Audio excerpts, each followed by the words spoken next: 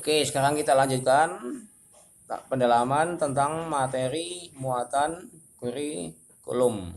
Ya, akan saya tayangkan di sini ya. Muatan kurikulum di dalam kurikulum SMP Negeri 2 Bejen itu apa saja, lihat.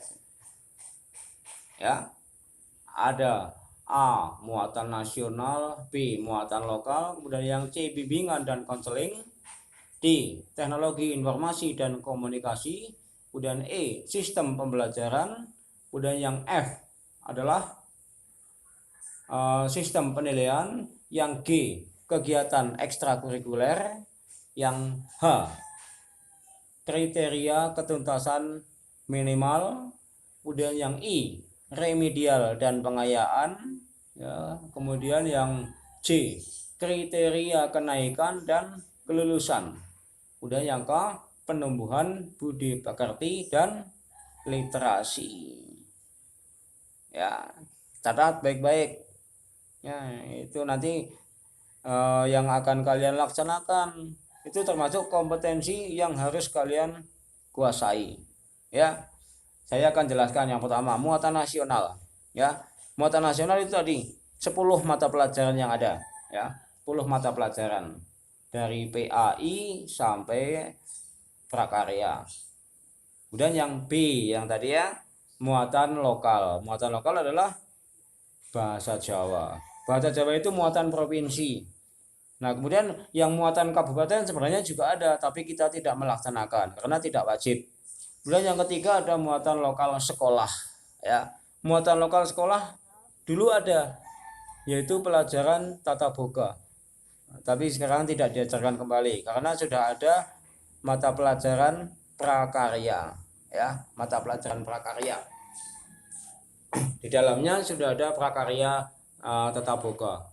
Ya, prakarya membuat kerajinan tangan. Kerajinan tangan itu tidak hanya pot, kemudian tempat potnya, meja, kursi, vas bunga dan sebagainya, tidak. Ya, prakarya termasuk juga karya boga. Ya, membuat makanan. Gitu. Kita lanjutkan kembali muatan kurikulum. Tadi ada muatan nasional, kemudian muatan lokal, dan yang ketiga adalah bimbingan konseling. Bimbingan konseling itu apa toh? Pengembangan diri. Kalau kalian merasa kesulitan dalam belajar, ya, kalian bisa konsultasi dengan guru BK. Jadi bukan hanya anak nakal yang di guru BK, ya, yang dipanggil guru BK itu bukan karena anak nakal, tapi punya masalah, gitu ya. Kalian punya masalah keluarga di rumah, boleh kalian berkonsultasi dengan guru BK, curhat pada guru BK. Ya, siapa tahu guru BK bisa memberi jalan keluar supaya apa? Supaya kalian jiwa dan pikirannya bisa berkembang menyelesaikan masalah yang kalian miliki. Gitu, ya. Jadi bimbingan dan konseling itu adalah layanan yang diberikan oleh sekolah kepada para siswa. Para siswa yang bagaimana? Yang punya masalah, khususnya masalah dalam belajar. Misalnya, Pak, saya kok susah sekali ya mempelajari matematika. Nanti konsultasi pada guru BK. Bagaimana cara belajar matematika, ya? Atau bagaimana mengatur waktunya, atau bagaimana bersikap yang benar supaya dalam belajar memperoleh keberhasilan, bisa mencapai tujuan belajar. Ya, itu layanan bimbingan dan konseling. Kemudian yang berikutnya yaitu yang D, yaitu teknologi informasi dan komunikasi. Ini yang sekarang sangat penting di masa pandemi ini. Kalian semua harus bisa menguasai teknologi informasi dan komunikasi. Kita sudah punya lab komputer, sudah punya internet, ya. Hanya saja memang sinyal internetnya kurang bagus. Karena apa? Ya, karena kondisi medan kita, kondisi alam lingkungan kita yang belum mendukung. Sehingga pelajaran teknologi informasi dan komunikasi belum diberikan mata pelajaran tersendiri. Ya, perangkatnya kita sudah ada, tapi gurunya belum ada. Gurunya ada, tapi bukan guru khusus TIK. Misalnya ada Pak Rudiatno, ada Pak Muhammad Arifudin, kemudian ada Bapak Agus Trianto. ya, kemudian ada Ibu Isma, ada Ibu Christine.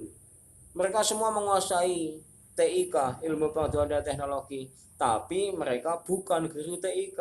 Meskipun kalau misalnya diminta mengajar TIK boleh atau bisa mampu, ya, mereka punya kompetensi, tapi tidak diwajibkan memberikan materi khusus TIK, tetapi hanya wajib menyampaikan materi TIK menjadi bagian dari pelajaran. Misalnya saya guru IPS, ya, meskipun saya guru IPS, saya memiliki kewajiban mengajari kalian TIK. Caranya bagaimana? Ini salah satunya, menggunakan video, menggunakan HP, menggunakan aplikasi, ya, menggunakan aplikasi. Nanti dalam belajar tidak hanya mempelajari video ini, kalian juga harus bisa mengakses informasi, gitu ya. Ya, baik.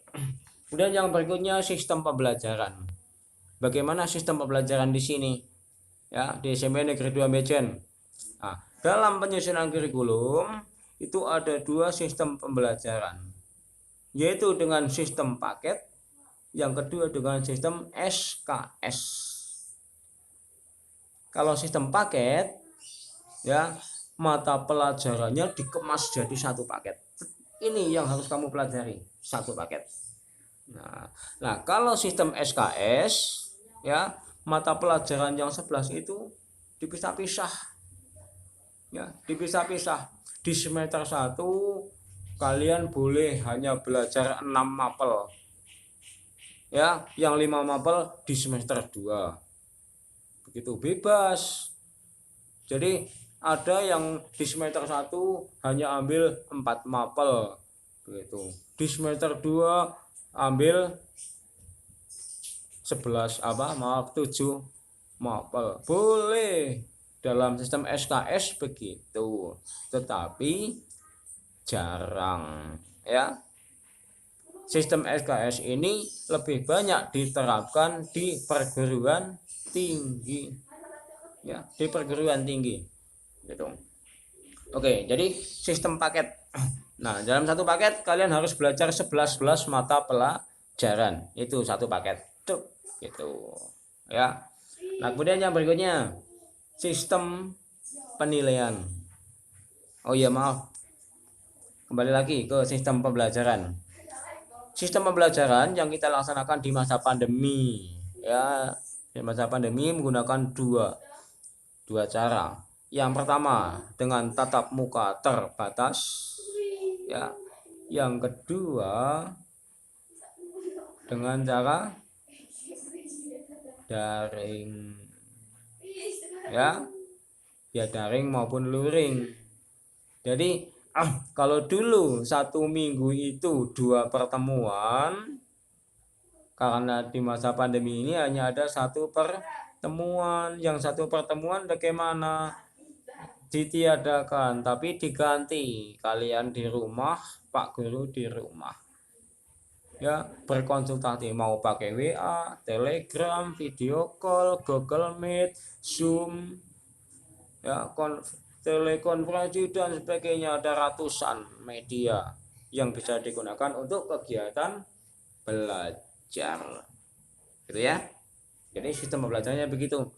Dan kemudian dalam belajar kalian nanti lebih ditekankan untuk menguasai keterampilan di masa milenial, ya.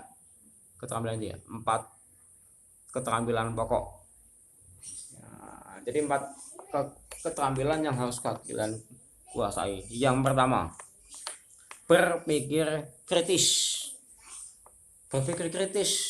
Jadi ketika kalian mendapat sesuatu, tidak langsung oh saja, ya. Sebaiknya bagaimana? Berpikir kritis itu berpikir, loh, kok bisa begitu ya? Loh, kok begitu? Ya, kok bundar ya? Enggak kotak. Nah, itu termasuk berpikir kritis. Nah, kemudian misalnya matahari itu terbit dari sebelah timur, gitu. Jangan terbit dari sebelah timur, ya. Harus mikir, kenapa sih kok matahari terbit dari sebelah timur? Ya, kok bukan dari selatan, bukan dari barat, bukan dari utara. Berpikir seperti itu. Tapi boleh kalian tanyakan, Pak, kok mataharinya tidak di sebelah timur persis, sekarang kok di sebelah utara? Nah, berpikir kritis, ya. Kemudian yang kedua, setelah kalian mampu berpikir kritis, kalian itu harus kreatif, ya. Harus kreatif. Bisa nggak kalian bikin pot seperti ini, gitu ya? Oh, saya bisa, Pak, tapi lebih bagus dari itu. Nah, sip. Ya, saya bisa bikin pot dari tanah, tapi bisa bentuknya seperti itu persis, bagus. Ya, jangan nyontek. Ya, nyontek itu bukan kreatif. Nyontek itu adalah salah satu bentuk kejahatan intelektual, kejahatan yang sumbernya dari pikiran. Itu kejahatan intelektual, ya. Jangan kebiasaan nyontek. Meniru boleh, tapi kalau nyontek jangan, ya. Jadi misalnya dalam ulangan atau dalam tes, boleh nggak meniru? Tidak boleh. Kenapa? Kalau meniru berarti kalian melihat pekerjaan orang lain. Tidak boleh dalam tes atau ujian melihat hasil pekerjaan orang lain. Apalagi nyontek sama persis disalin. Ya, sama sekali. Jadi pertama adalah berpikir kritis, yang kedua kreatif, yang ketiga adalah komunikatif, dan yang keempat adalah kolaboratif. Baik, itu muatan kurikulum